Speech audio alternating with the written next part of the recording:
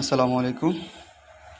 আজকে আমরা সিপিপিসির এই গিজারের মিক্সচার লাইনটা ওয়ারিং করেছি।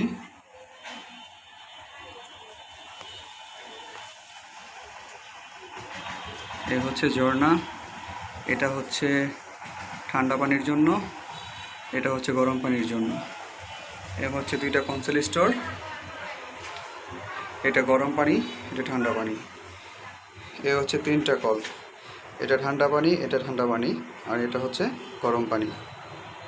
এটা হচ্ছে হাই কমারের পোস্ট শাওয়ার, এটা হচ্ছে লো ডাউনের। এই হচ্ছে গোসলের জন্য ওয়েস্ট লাইন, এই হচ্ছে কমোডের লাইন।